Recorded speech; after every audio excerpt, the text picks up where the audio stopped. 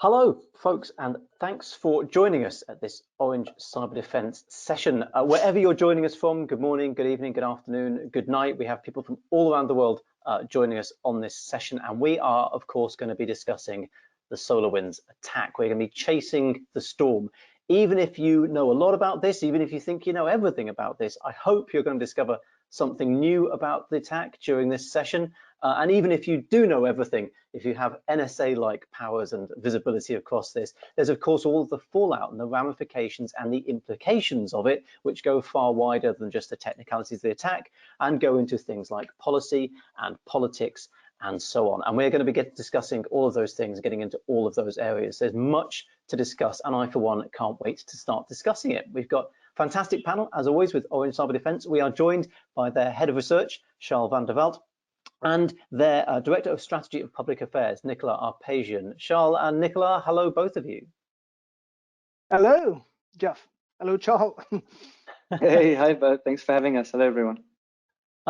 So, Charl, I want to start with you. I mean, I find this just endlessly fascinating, and the reading I've done still leaves a great deal of murk around the SolarWinds attack. So, just so we're all on the same page, can you just map out what we know, where the gaps might be?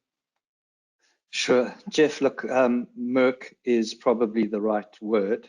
I think we're all facing a great deal of murk, and as you'll see, I think as the discussion progresses, I feel strongly that's kind of one of the major issues that we're dealing with. So very much is still unknown, certainly by the rest of us in the public domain. But if we take a look at the timeline of events, I think that's a good place to start. There are a few things that we know now and that are relatively well understood. The first thing we understand is that the campaign, in some form or another, started as far back as like 2.5 years ago, where the domain that was used for the command and control server was registered. Now, we don't know if it was registered with this particular operation in mind, but we know that whoever registered it was operating at that time. Maybe we can switch to the next slide with a picture of the timeline on it. The next thing we know is that the initial compromise of SolarWinds occurred in early September of 2019. So regardless of the age of the command and control domain, the operation itself was in active progress as far back as that. We still don't know for sure how that happened. Two allegations or two theories. One is that there was a physical insert or some sort of physical compromise at a satellite developer office in somewhere in Eastern Europe. And the other is that it was via another supply chain attack, funny enough, of the JetBrains software. Neither of those have been proven. I think we're just speculating at this point. Having compromised SolarWinds, they then moved to start distributing their backdoor to SolarWinds clients. That probably happened around March of 2020. And then they were only discovered a full 9 months later in December when FireEye pulled the plug. So that's kind of in terms of the timeline. If I have a bit more time and we can jump to the next slide, we can just talk a little bit more about the technical detail of the attack.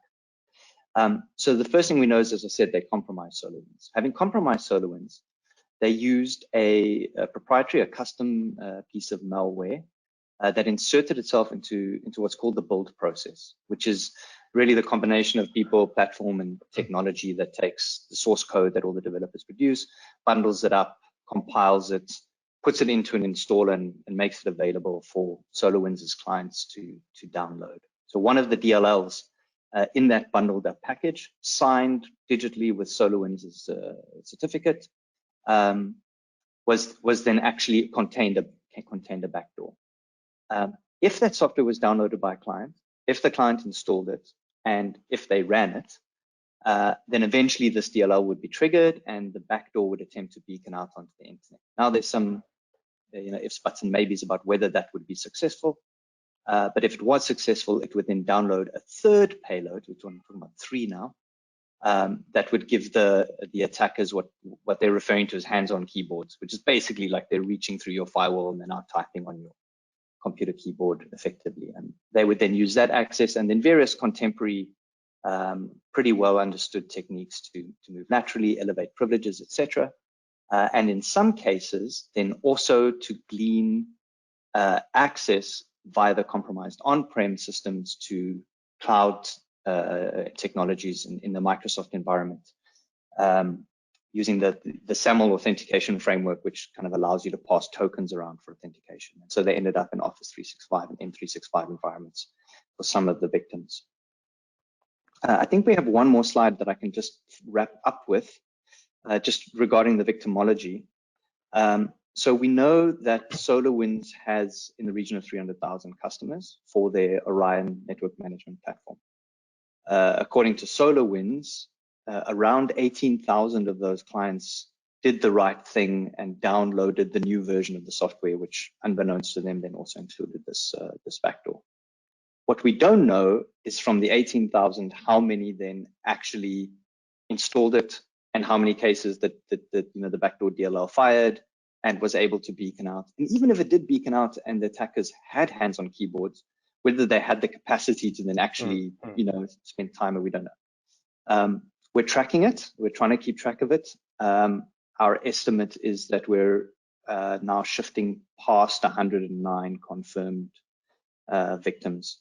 And just to put that into perspective, sorry, that number's Jeff, actually crept up, hasn't it? That number's gradually crept up as this story's gone on. Yeah. So the original news report speculated about in excess of 200. So here I'm talking about, where we're pretty convinced that that victim has been confirmed. And just to give you a sense of that, those are big names. So we already mentioned Microsoft. They were compromised, access to source code downloaded. We know that FireEye was compromised. They're the ones that eventually triggered the alarm. We know that several US government agencies were compromised, including fc.gov and some army domains, and as well as other government agencies and defense agencies. And then we've got guys like Cisco, guys like Qualys, guys like Cox. Chevron Texaco is in there, Logitech is in there, Palo Alto Networks is in there, and the list just goes on and on and on. It's big names, not just many, but very significant players. Yeah. Somebody I was speaking to about this suggested that what was remarkable about this was that after all was said and done, this was kind of a credential stealing attack. Eventually, the ultimate aim was to steal credentials they could use to log into Microsoft cloud services or cloud services generally. So it was in a way a very, very extravagant, very successful and technically complicated, but ultimately the end result was, can I steal creds and can I log in as somebody? Is that assessment correct? I think that's a way you can look at it. What the ultimate goal was and what the ultimate outcome is are two different things, and we don't know for sure.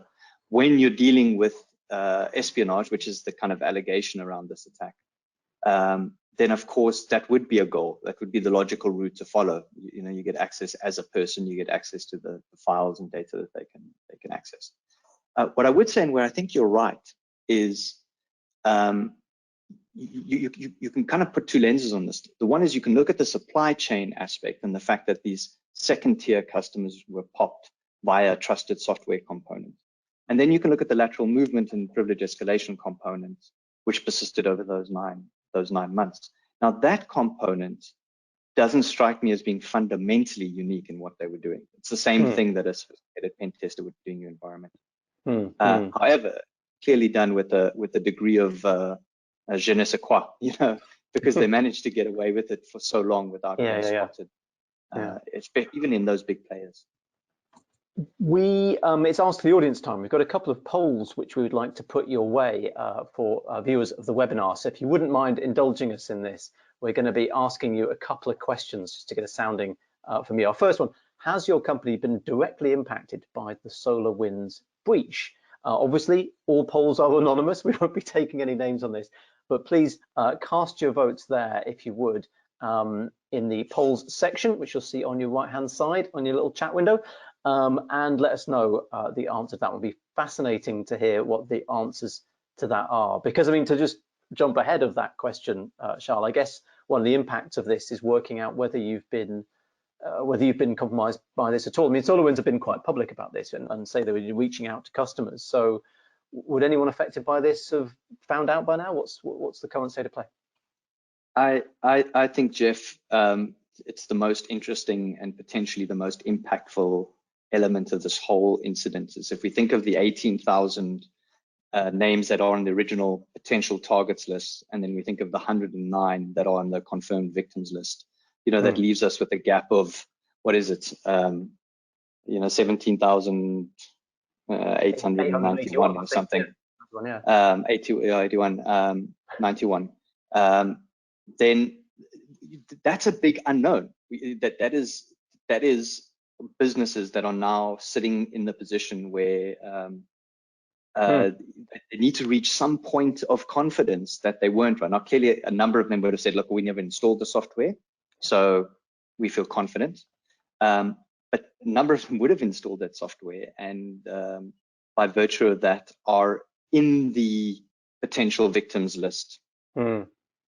And yeah, I can see the results of the poll now, and speaking frankly, I'm intrigued by that 60% who say no, because I want to know how you don't know, without sounding facetious, but in my mind, it's very hard to prove a negative. Yeah, just interesting. Just to address that, we have time at the end for question and answers on this topic. So please do stay with us and ask questions at the end. And if you have got a way of knowing that you haven't been affected, then, well, I suppose you could say, well, we didn't use SolarWinds. That's maybe the answer to that one.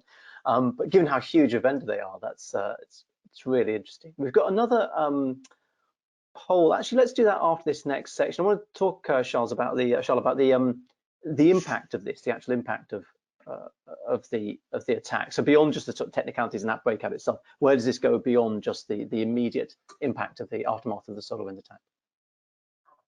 Yeah, why don't we flip to the next slide, because I think that summarizes it. But really, what I want people, what I would call people to do is to try and take themselves back a decade or so to the 2009 Stuxnet attack. Jeff, you know this probably better than I do. But it was a supply chain attack like this one. They got code running on the PLCs that were running these nuclear centrifuges. And the code started messing with the behavior of the centrifuges. But not only that, they did a classic movie style record and playback attack, where they recorded telemetry from these centrifuges over a period of 6 weeks, I believe, and then played it back to the monitoring systems that were running on engineers' computers. And I really I just find the notion so fascinating of an engineer sitting there watching this centrifuge kind of spinning off its bearings and doing all kinds of ballet that it's not supposed to do. And then looking at the computer screen, and the computer screen says, we're good, okay, it's all systems go, it's green light. And what that must have done to his psyche and his relationship with technology, or her relationship with technology, when you realize, hang on, this thing, it's not mine. It's not behaving the way it's supposed to. Someone else is messing with it. And how that seed of doubt must spread, right? Like, how do you know if this thing's misbehaving, then what about that thing? And what about this? And can I read my email? And, is my home computer okay? And what about the other nuclear plants? And nobody would have known.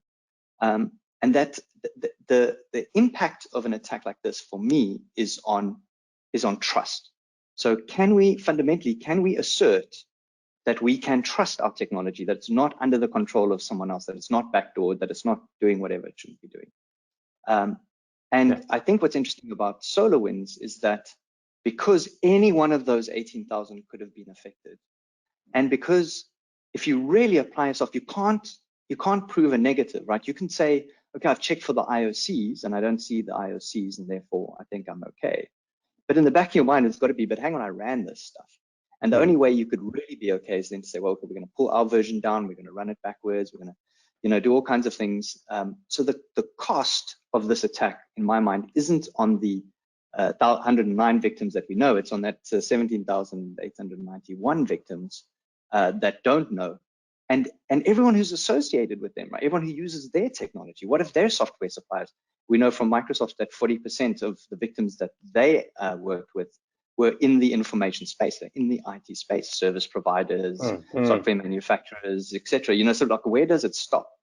And and you know, and so a breach of trust is contagious. It spreads like a virus. And Jeff, you would have heard me say frequently before, I was fascinated, again, about a decade ago, this crowd at Cambridge University published a report called the Sybil Logic Bomb Project, where they hypothesized about exactly a scenario like this. Supply chain attack, database or data analytics platform goes undetected 15 months, ironic, 15 months it goes undetected. And what it's doing is it's messing with data. You know, it's changing the outputs and columns and, you know, shifting decimals and all kinds of things. And eventually 15 months later, everybody realizes this has happened. And the Cambridge guys then kind of model out how this contagious loss of trust then impacts business, where people say, well, we can't trust this database. We can't trust the data it produces. We can't trust the, you know, the technologies and the processes that run off the data. We don't want to be in that business. They eject, people get fired. And they predict an enormous, like multi-trillion-dollar impact on the global economy as a result of that. Now, I'm not saying SolarWinds is that, but it looks very close, and I think at least it should be a wake-up call to us about the reality that something like that could happen. Interesting. In terms of the impact, let's have a second. We've got a second poll to throw in front of our viewers, if you wouldn't mind. As I say, all results are anonymous, so we want to ask you about the impact, the wider impact of the SolarWinds attack. So even if you haven't been caught up in it directly, or don't think you have, if you haven't been directly impacted, has it caused any indirect impact on your time focus or your resources? So have you been asked about it? Have you done investigations? Have you questioned your partners or suppliers? Interesting question. All of the above or none of the above. So if you wouldn't mind hitting the button to see which one of those applies to you. As I say, all results are anonymous. We're not going to be harvesting people's credentials, unlike the guys who broke into SolarWinds. Charlotte, it would be remiss of me not to ask then, in terms of the attribution. Being a journalist, this has been classified as a nation state attack by a lot. That's been attributed to Russia. Some people attributing it to the Russian SVR, the Russian Foreign Intelligence Services. Have you seen that attribution, and what do you make of it? Look, I don't know any more about the attribution than you do, Jeff, to be honest. You know, fingers are pointing very readily and very hungrily at Russia. And there seems to be a lot of circumstantial evidence that supports that. Plus, you know, the background intelligence, you know, what we know about their capabilities, their you know, standard modus operandi, etc. But I don't think that one can say anything beyond the fact that I think we would all fall over on our backs if it's not a nation state player. Yeah. Just that was the thing, because, you know, so many people were compromised, and in the end, or potentially compromised, and in the end, the actual target list of people that were hit was so small, and so seemed to be so selective. I guess that's one thing that's feeding into people's logic about this. If you were a cybercrime gang, you would have monetized your 18,000. Let's have a look. Results are in. So 12%. Which is the leader? Interesting. So most people have not asked about it, done investigations, or questioned their partners or suppliers, but a quarter have done all of the above, asked about it, done investigations, and questioned their partners and suppliers about it. Really interesting in terms of the fallout. Again, there's time at the end to ask about questions about all of this, and if you've got points to make or points to raise, please do stick those in at the end. We'll leave some time there.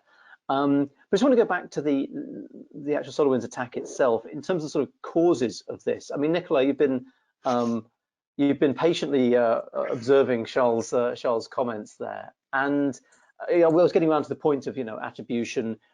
As Charles said, you know, there's still a lot of missing components there, a lot of missing information, but people seem to be coalescing around the fact that this is a nation state attack. And if so, of course, it's by far not out of the ordinary. I just wondered if you could sort of put this in context for us, you know, the actual background causes of the SolarWinds attack, particularly as regards government hacking.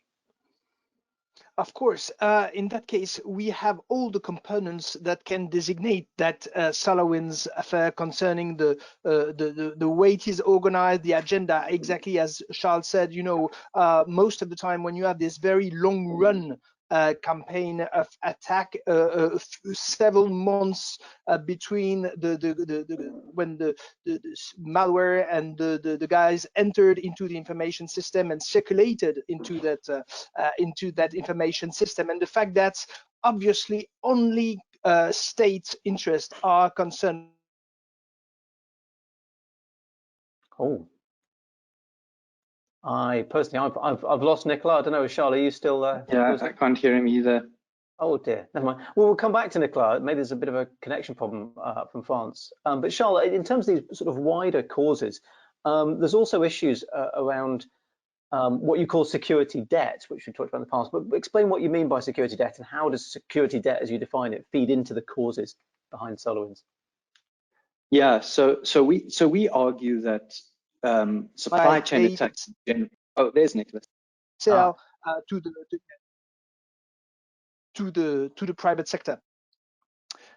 Just a point concerning what you said. In fact, the question of trust is very important, because we were in a context where states don't want to assume the fact that they have the capacity to deal with that kind of subject internationally on a very large basis. When in the diplomatic discussion, obviously responsibility, you mentioned the case of Russia, you mentioned the case of in prior organizations with China, and obviously when Charl talked about Stuxnet, the question of a common responsibility between Israel and the United States was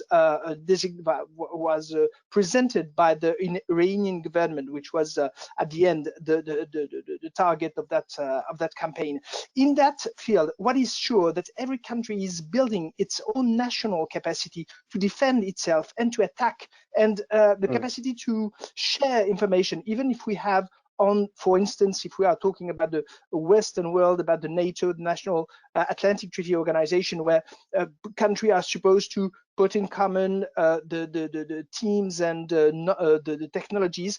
As far as cybersecurity is concerned, it's still a national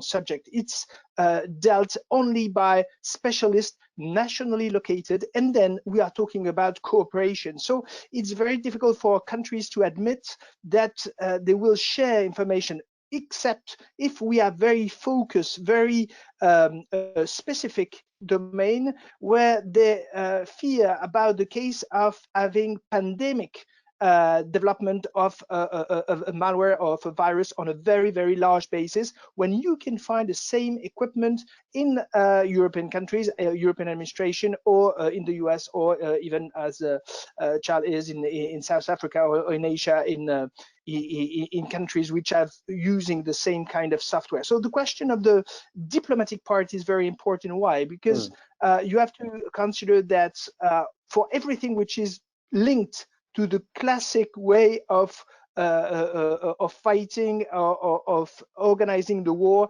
it's quite well structured by Geneva Conventions, by the United Nations, and all the discussions which were started to try to say, okay, how can we deal to cope with that subject of fighting on cyberspace, in fact, never worked. We started the discussion beginning of the year 2000, and in fact, we are more than 20 years later, and nothing.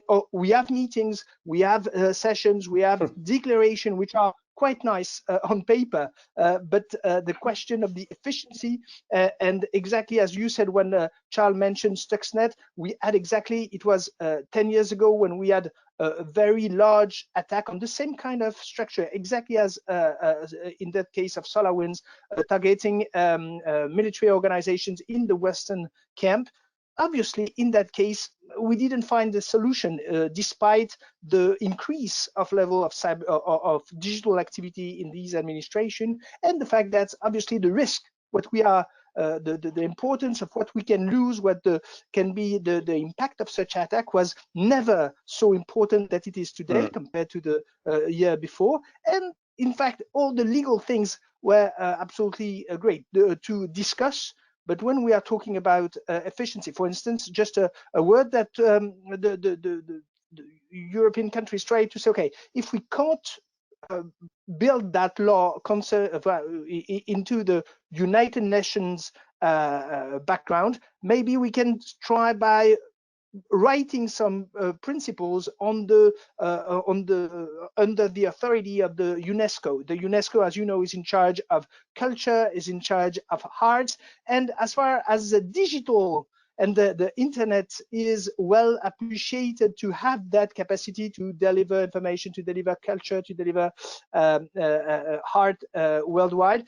Okay, we said maybe countries, and then you see around the table some countries like China or like even the Americans say, okay, maybe on that question we can have some discussions, but you see that there's absolutely no consensus to be very clear about what has to be allowed, what can't be allowed, even if in the physical world we establish cruelty, we establish the fact that certain act has to be punished by international court of justice to say, okay, some things can't be done. And on that field of cyber, exactly as you said, when we were talking about the nuclear impact of Stuxnet, okay, potentially could have an impact about the nuclear plants and nuclear activity in Iran. So imagine it's far beyond only the first economic or technical impact of the attack. Interesting. So yeah, that's a really good overview, I think, of the government hacking side and how that feeds into sort of international policy and international regime. Charl, I want to go back to you quickly because we began talking about the security debt. Can you finish off just explaining what that is and how that feeds into things like SolarWinds? Yeah. So on the one hand, as Nicolas outlined, you have governments investing in and leveraging computer hacking capabilities in a wholly unregulated, unnormalized way. On the other hand, you've got a business environment that has incentivized effectively the taking of shortcuts as far as security is concerned. And we make the argument in our paper and elsewhere that those shortcuts should be seen within the infrastructure, within the development process, within the operations of a business as debt. It's like taking a loan. You should be spending more on your security. You should be tightening these things up. You should be buying a new one. I'm not going to spend that money now. I'm going to borrow it away from my security spend and put it somewhere else, which is fair enough. That's exactly what happened now during COVID. It was necessary. Our business needs to grow, but it sits on your balance sheet like debt, and it accrues interest like debt. And eventually, someone comes calling for that debt, and we recognize and we see the debt when something like this happens. You see how under-equipped we are, how under-equipped SolarWinds was, how under-equipped the rest of us were, because we simply haven't been spending enough.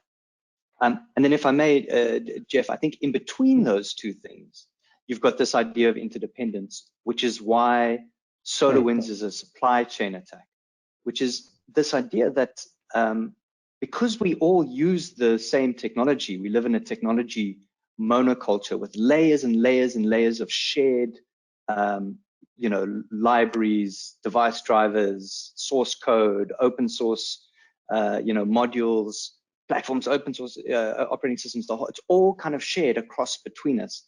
And then, of course, we're also interlinked with each other via the internet and VPNs and all of that. What you see is that debt is then shared across us all. So if you think of the debt that's having been accrued by SolarWinds, every time somebody downloaded SolarWinds, they were taking on a little bit of that debt. And of course, that was added to their own debt, if you like. And so interdependence is this idea that you can't think of risk, or particularly you can't think of impact in terms of a individual business and what the downside is for it. Every time there's a security failure somewhere, it has implications elsewhere in this web that the sort of modern technology and business world has created.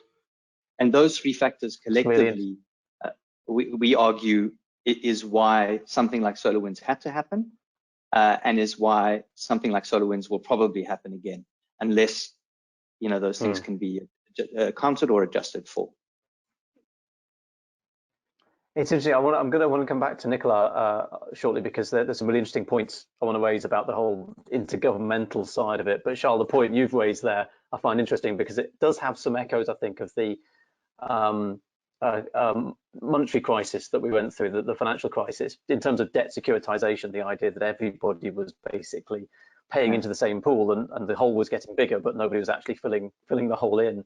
But I just wonder, I mean, here's a sort of devil's advocate argument then. In terms of your organization's security budget, you can make yourself as tight as you possibly can, but if somebody down the chain is weak, then that's just going to affect you the same. So is it possible, you know, hypothetically, what if we kind of made our security budgets communal? Is that how we should go? Everybody pays into a sort of community. How would that work? Oh my God, Jeff, you know, like I think that's I think it's a topic for an entirely new podcast. And I think it's a very interesting idea, and I've been sort of speculating about the idea. But the irony is there's a name for this, and this is maybe a great segue to the question directed at Nicola. There's a name for exactly that model that you discussed, and it's called government and tax. You know, there's this idea that we collectively pay into a budget, and that somebody else on behalf of us all, you know, puts processes, policies, law enforcement, border control, incident response, or puts it in place. But we're not doing that. We're all focused on our own silos. And I'm not, as a sort of a little bit of a libertarian, as a anarchist and a you know, as a hacker, not entirely comfortable making this argument myself. I was sort of surprised to find it coming out of my mouth. But that discussion has to happen, and it will continue to happen at a greater rate. And it needs to include the question about, so Jeff, it needs to include the question about whether we're okay with the government deploying military grade capabilities in a civilian space. Because in the real world, that wouldn't happen. You've got your intelligence, you've got prime intelligence, but your national intelligence and military apparatus don't operate in the space that we are, which is, as SolarWinds, you know, illustrates, not the case in cyber. But this is why I want to come back to Nicolas now, because the picture you painted before about the way governments were interacting or not interacting with each other doesn't paint a very optimistic picture of if we're reliant on governments, as Charl has said, and if that's partly, you know, the solution, the sort of catfighting that's going on amongst the governments, not entirely helpful. How do you see this shaping up? In fact, the only way for governments was to enact law that say, okay, you have rules about cybersecurity, and I will sue companies if they don't fulfill all these conditions. That's what they said, to try to say, okay, we will force companies, despite the economic background, the fact that, for instance, industries which are doing small margin and say, okay, I do small margin, and then I'm not able to find the cash to invest, to spend more on doing something which is not something that I can promote, to sell my products or my services in a more expensive way. So difficulty is for companies to admit that, okay, it's not only a potential future a risk, but it's something that can happen just today or tomorrow morning. In fact, that's legislation. That was the beginning of the capacity of states to say, okay, we will put some rules, we will put some fines if you are not respectful of these criteria. The difficulty is that, in fact, we are in a world when Charl started to say, okay, we have the military activity, we have the state activity, and we have the business and the commercial world. In fact, the principle of this new environment is porosity among all these universes. Why? Take one example. 2017 in the US, you had a major attack against Equifax, which is a huge broker of data in the US. The hack of personal data was more than 143 million Americans concerned by that hacking, about very detailed, very precise, very accurate information concerning individuals, 143 million of US citizens. And if we ask at the first view, we could consider, okay, it's criminal organization because they are interested by taking these data, sell these data, use identity fraud, and all the business around the fact around the personal data. And so Equifax, few months later, 2019, was downgraded by the financial rating agencies like Moody's, Standard & Poor's, by saying, okay, you are bad in cybersecurity. So it's interesting to see that the question of the financial point of view, the financial community, it's outside the IT guys, the guys just focused on cyber or focused on IT. That's the real, the lawyers, the investor, the financial community, which says, okay, you are in trouble because you are not safe on as far as cybersecurity is concerned. And in February 2020, if you are visiting the website of the FBI, the Federal Bureau of Investigation, you have a section on the website saying, okay, the most wanted criminals. And it's part of the Western era when they were with the wanted notes on the wall saying, okay, among these most wanted criminals, you have Chinese officer from the PLA, the People Liberation Army. And that's thing that every analyst could imagine it could be, even if that's a very massive hack of a huge database. Okay, it seems it has all the characteristic, quite short period of time between the attack and the exploit of that data. And in fact, we see that state are using, and obviously it will depend of all the potential one-day trial, if the trial occurs, which is absolutely no guarantee about it. But you see that in that case, the US administration is saying that the military capacity of a great country like China was used to take the control of very, very civilian data as the personal data of US citizens. So in that case, the porosity among these worlds is absolutely the new trend. So it means that no one can say, okay, I'm working in a very civilian, peaceful, and very, not highly strategic sector, so I'm not concerned by all these fields, because you see that the what we named as the supply chain, the fact that the capacity to be interconnected,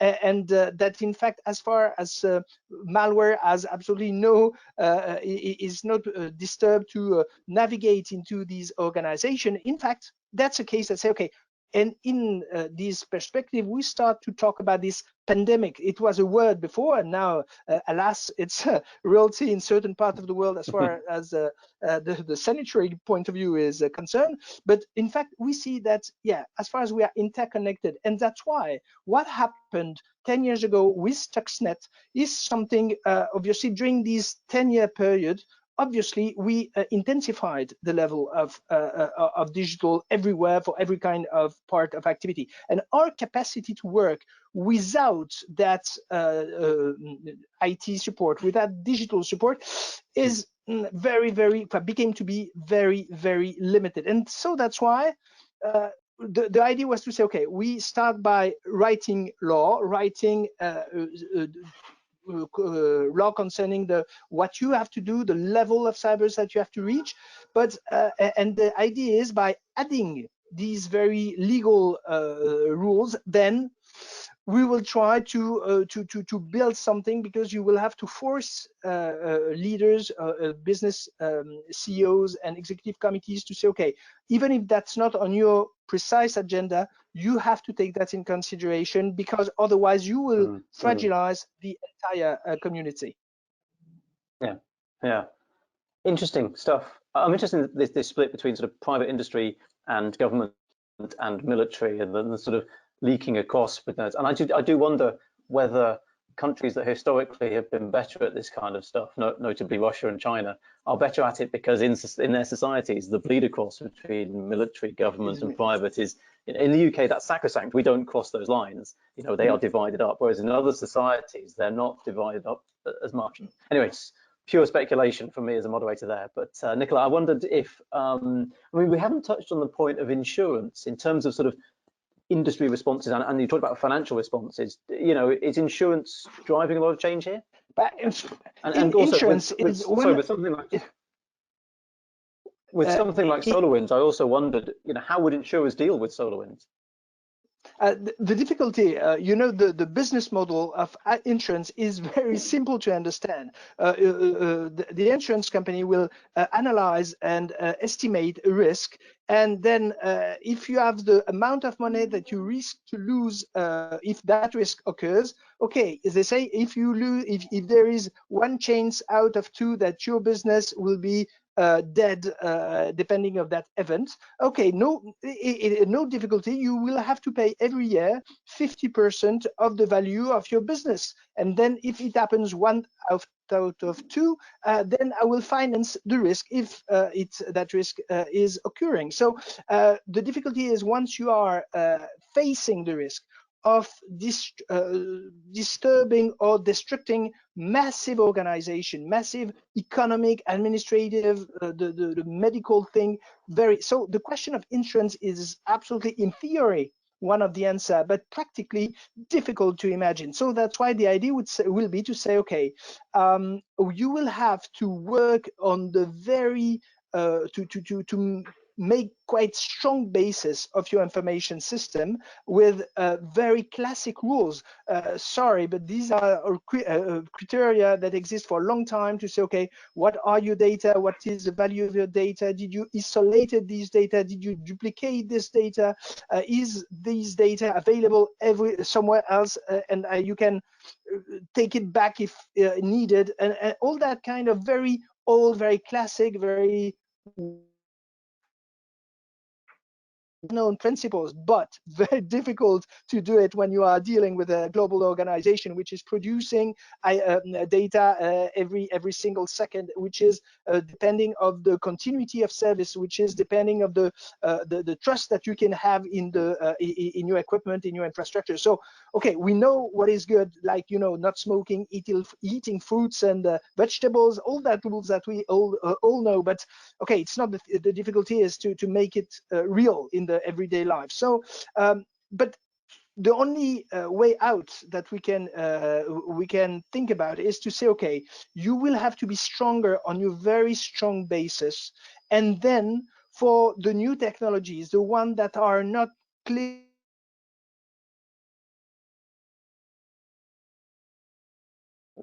We may have lost Nicolas. There's a little bit of delay in the clearly the line from France is a bit delayed. Charl, can we come back to you though quickly, because in terms of, again, fallout and ramification of this, there's issues, isn't there, around balkanization and around countries starting to take stances against each other technically, politically, and so on. Yeah, I as you know, Jeff, I'm a South African and an African, and so we view the world sometimes through a slightly different lens. And one of the things that I think is interesting when conflict between countries, which is I think what this is, plays out on a global stage and in cyberspace, is clearly what's going to come out of this at some point or another is going to be attribution, and then the conflict between those two countries is going to escalate. Let's call it American and Russia, although we can't confirm that it's Russia. And the way that conflict manifests is, on the one hand, with the throwing of cyber bullets across the pond at one another, but the other way is it can very clearly be seen in a process that we call balkanization, which is really the splintering of the internet or splintering of cyberspace.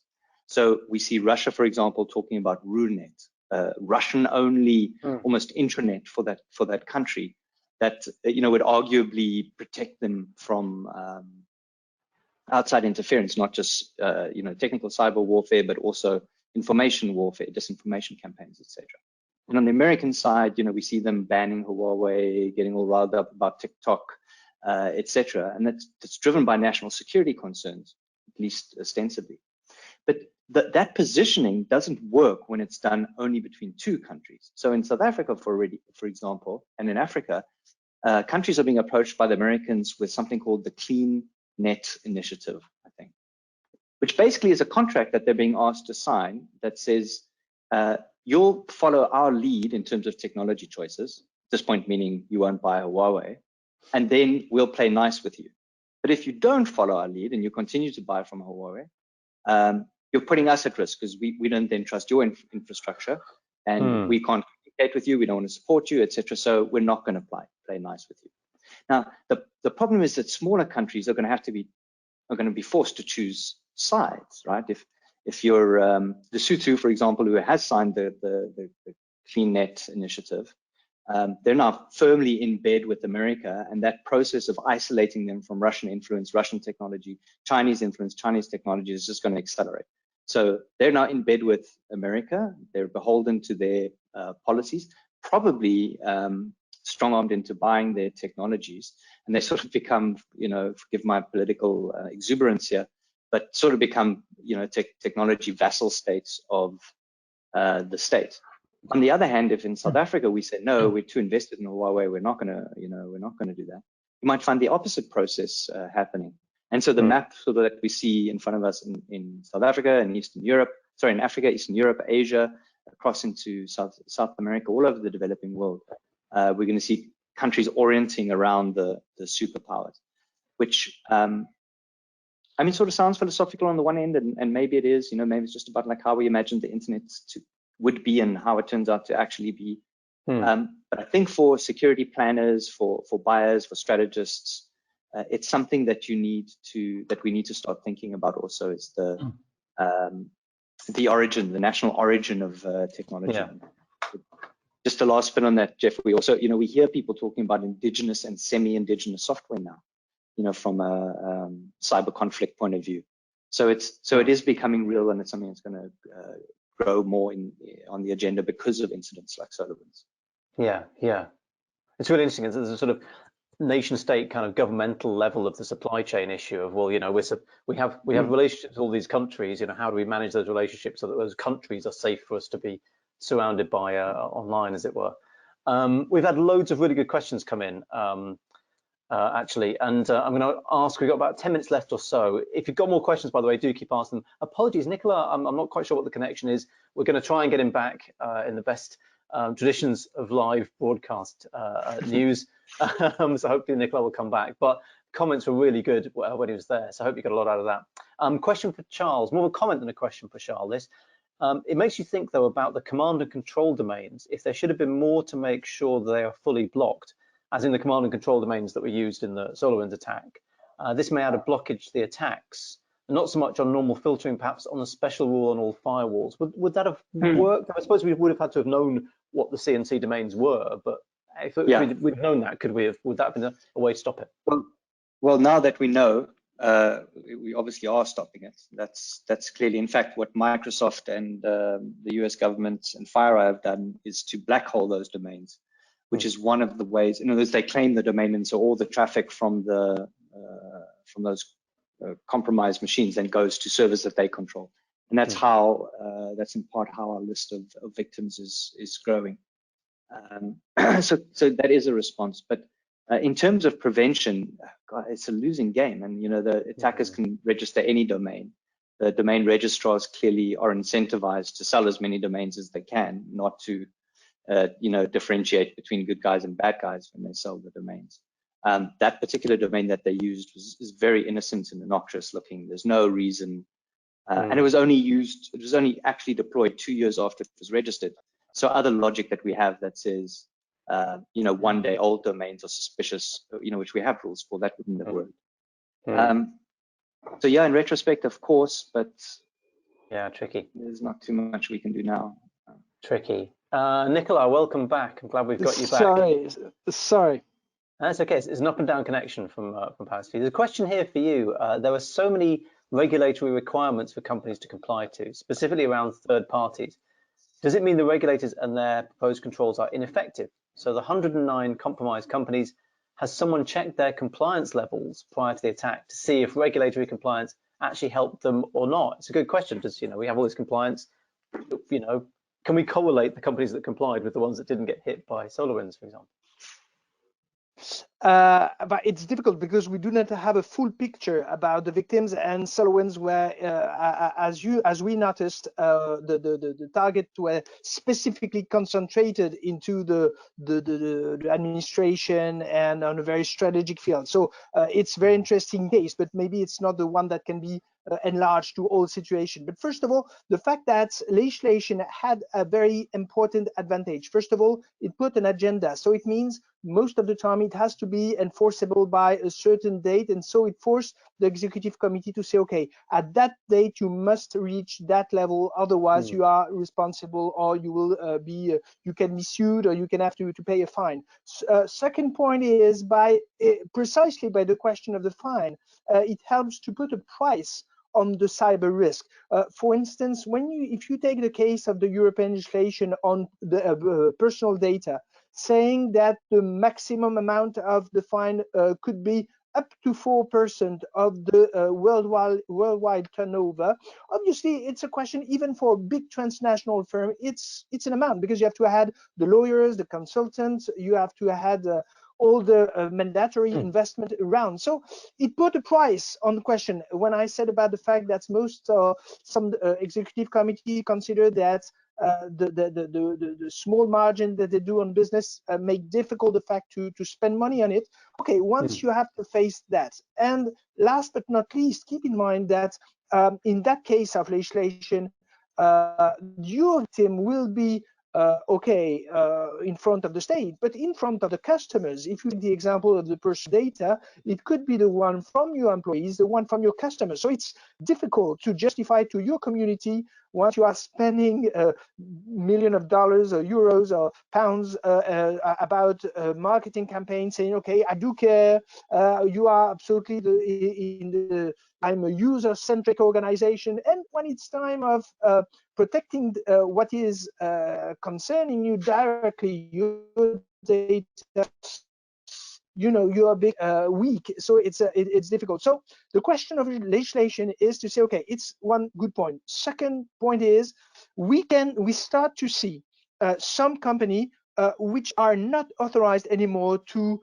participate to or to markets, to contract with others or with public administration if they can't justify their level of security. That's the question of the supply chain that we described. The fact that, okay, I'm not a single entity, I'm always one interconnected to the other. And obviously, during the phase of social engineering, the hacker will spend time, and I would say invest time, to look at the weakest element on the chain, to be sure that he will be able to enter there and then navigate into the system. So the difficulty is, as far as legislation is concerned, that, and we have the case in certain, in the case, for instance, in the e-commerce, when countries decided to enact very strong law, some companies can decide to say, okay, I will not do business in that country anymore because the price or the cost to fulfill all these criteria is too expensive. So that's a question. Legislation can be on the two side, but the stock market, the investors, I would talk about a very, very financial community. For instance, take the example of the SEC, the Securities and Exchange Commission in the US, is asking after a hack concerning a public company to say, okay, you suffered a hack, too bad, but I want to investigate, and I am only a financial authority. I'm nothing to do with IT, nothing to do with even with cyber, but I'm a financial authority, and I want to have a clear view, and you will have to justify what did you do to protect, to avoid. You didn't avoid the attack, obviously, but what did you do to limit the impact of such? And we have exactly the same, for instance, with very organizations which were only in the past concerned by financial questions. For instance, the European Central Bank in the past was doing on a very classic way for the industry of banking on insurance, some financial stress test. Okay, do you have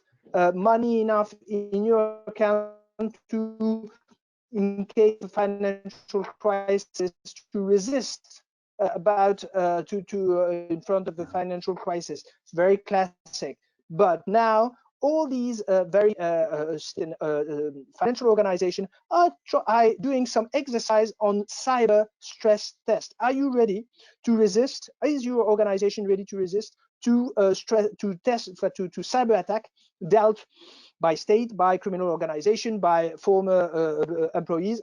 Who knows? But in case that it will be it start to be a very strong criteria of the capacity of doing business on the long run.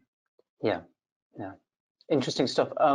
Charles, a question here for you, which is an interesting one, slightly taps into what we've talked about before. But the question is, if you trust a software vendor and if you've performed due diligence, are you always going to be compromised if they are breached? Is there a risk of a nation state compromising Windows updates and owning all the Windows boxes in the world? Good question, that I thought. Yeah, I think there is. I mean, That's I think that's the point. That's what this illustrated. I think it's very unlikely, but I think it's possible. I mean, I saw another question here also that spoke about whether there's anything that SolarWinds customers could have done to defend themselves, and those two questions I think kind of overlap. So maybe it's worth talking about that. I don't think that there's anything. This is a terrible thing for a security guard to say, but I don't think we can realistically, with the budgets and the realities that we operate in, inevitably prevent compromises from happening. Whether it's nation state or an employee who slips and falls on a phishing email, or someone who walks out the door with a laptop, or whatever the case is. I just think there's too many variables stacked against us. But I think we can do better at minimizing the dwell time, if you like, tightening up our internal networks. We can segment better. We can control authentication better. We can enforce multi-factor authentication better. We can improve our monitoring, not just of the network, but how FireEye detected the attack was because at one point the attackers were trying to access, I believe they were trying to access like Azure Cloud or Office 365, and they were trying to provision a mobile phone for multi-factor authentication. And the engineers at SolarWinds picked up that the account was being authenticated from a different phone because they were properly monitoring for anomalies all across their estates. And then, as Nicolas said, I think you need to be ready for, and you need to be practiced at responding quickly. And by that I don't mean, obviously it means having an incident response team in place, but it also means like, are we ready to communicate? Do we have our backups? Have we practiced? Do we do fire drills, etc.? I think that's where the focus needs to be. Jeff, and if I may, just one last thing. There was also a question about deception technology like honeypots and canaries. Yes. And I think that's a very good example of better detection. I think there's an argument that deployed correctly, deception technologies give us very high detection ROI for exactly this sort of thing. But they're only useful if somebody's watching them, and if you've got that team that can investigate, and if you're ready to deploy the forces when it's triggered. Otherwise, you're also wasting your time. Yeah. Fascinating stuff. We are almost out of time on that. So listen, there's two handouts there that you can download, Orange Cyber Defense handouts in the little chat window there. So feel free to grab those and run away with them and have a look at them. It's been absolutely fascinating. I've learned a ton about SolarWinds and the deeper ramifications of it that I didn't know. I hope you have too. I'd like to thank our panelists for that. Charl van der Walt, who's Head of Security Research, and Nicolas Arpagian, who is Director of Strategy and Public Affairs at Orange Cyber Defense. Thanks so much for popping along. I've been Jeff White. I've been your host. By the way, my book, crime.com, is available at all good bookstores. May well get that plug in just there.